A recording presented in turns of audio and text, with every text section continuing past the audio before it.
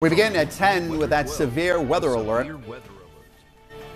The rain and wind have steadily been picking up since they started earlier this evening and only expected to get worse throughout the night. And we're talking about wind gusts of 60 miles per hour. I'm Mike Montecalvo. And I'm Shannon Heggie. It was a month ago that many residents and businesses in our area were impacted by flooding from a different rainstorm. And tonight they're bracing for round two. We have live team coverage for you tonight. 12 News reporter Kayla Fish is in Cumberland and Matt Paddock is standing by on Branch Avenue in Providence. But first, Chief Meteorologist Tony Petrarca starts us off with the latest on the storm. Tony? Well, Mike and Shannon, those winds have been ramping up, especially along the coastline. We've been gusting 40 to almost 50 miles per hour. Those winds will continue to increase.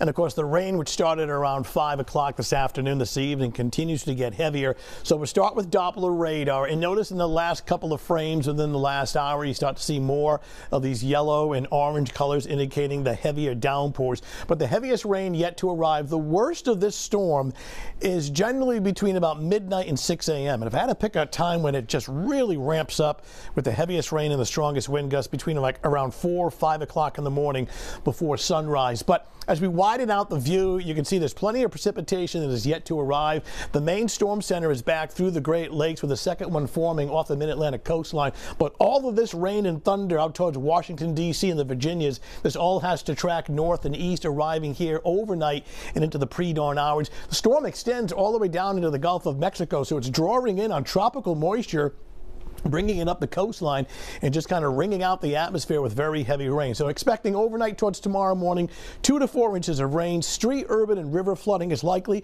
Those strong wind gusts, especially along the south shore, gusting over 60 miles per hour. We'll have to keep an eye on some coastal flooding at the time of high tide. That includes Narragansett Bay around 5, 6 o'clock in the morning. Flood watch for the entire area. These red polygons indicate river flood warnings.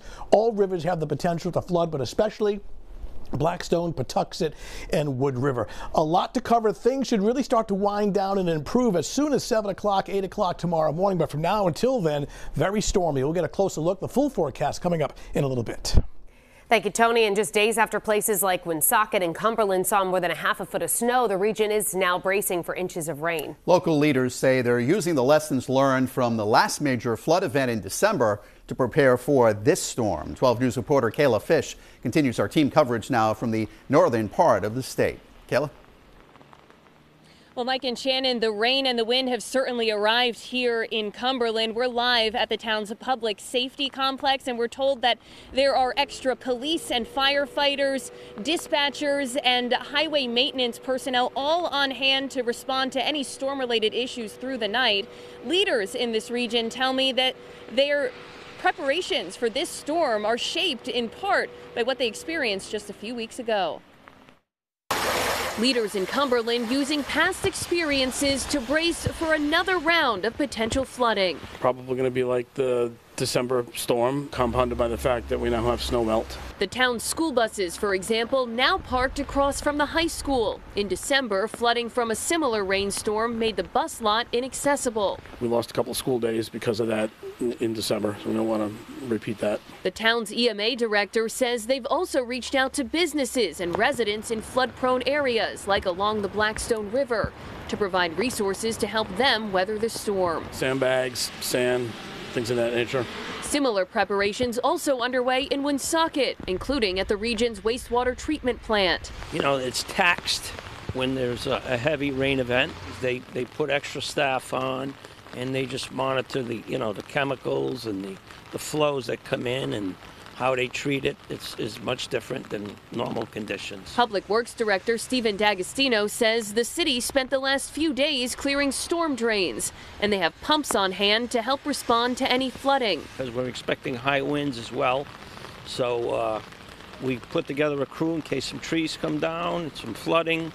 So we got some guys throughout the night. Those we spoke with say no matter what the storm throws at them, they're prepared. It's much like a football game. You have to be ready. You have to have a plan. And we just experienced a pretty strong wind gust here in Cumberland. Of course, this is not the only part of the state expecting to see impacts of flooding and other impacts of this storm. I want to send things over now to my colleague Matt Paddock, who continues our live team coverage from Providence. Matt? Well, Kayla, this parking lot here on Branch Ave was completely flooded out back in September. And tonight you can see the water's already pooling. I want to show you just how deep this is. I'm jumping in.